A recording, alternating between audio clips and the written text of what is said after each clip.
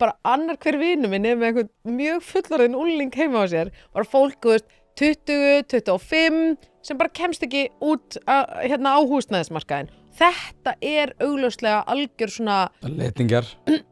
Letingjar? Unga fólkið, bara ekki spurning. Nei, þau eru mörg hver að safna, fá að búa í foreldrahúsum áfram og að safna sér fyrir íbúð.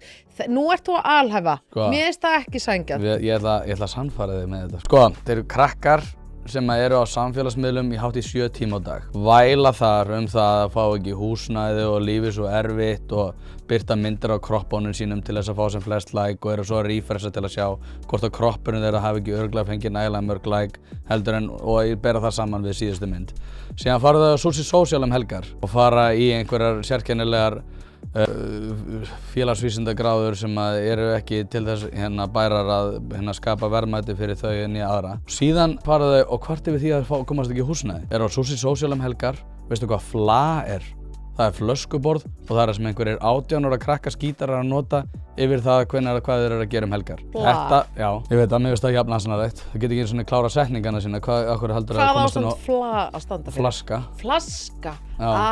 Ok. Þú ert samt að alhæfa Þórarinn. Eflaust eru einhverjir sem falla inn í þennan hóp en það ekki algilt. Björg, af hverju eru svona margir táningar á Sushi Social? Af hverju eru svona margir táningar? Fórst þú svona mikið út að borða þegar þú varst táningur? Nei, það ekki séns. Þú varst að safna þér fyrir íbúð, þú fórst ekkert og fékkst þér sushi.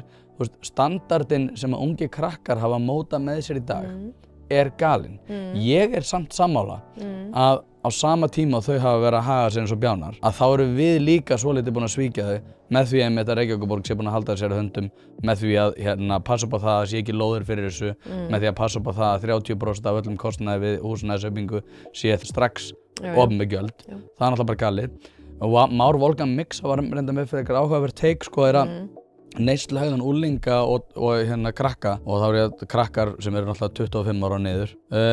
Það ætti sjálfur sér ekki að koma okkur óvart að neysluhegðun þegar það sé svona ógeðslega heimskuleg út af því að kerfið hefur líka brugðist í því að skapa þannig umhverfi að þau geta náð að redda sér sjálf. En það breytir því samt ekki að krakkar sem eru á Sushi Social og eru í einhverju gráðu og kvarta svo yfir því að fá ekki nægilega há stúdendalán og búa á Eggertsgötunni og kvarta svo yfir því að komast ekki heldur inn á húsnæðismarkaðinn.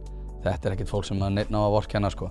Það hentugt fyrir stjórnmálamenn út af því að það þú veist, unga fólkið, við erum að hlusta á það. Enginn að hlusta á unga fólkið. Til hvers að hlusta á unga fólkið? Varst þú svona klár þegar þú varst 18 ára? Varstu bara, það fara aftur í tíman og hugsa hvað 18 ára Björg var að hugsa. Við ættum að hlusta á hana. Nei, það væri ótrúlega vond hugmynd. Ég skal bara alveg viðurkenna ótrúlega vond hugmynd að hlusta á 18 ára krakk í dag. Mér finnst samt, Þórarinn, ég myndi vilja, því þú varst að spyrja hvað ég vil gera í borginni.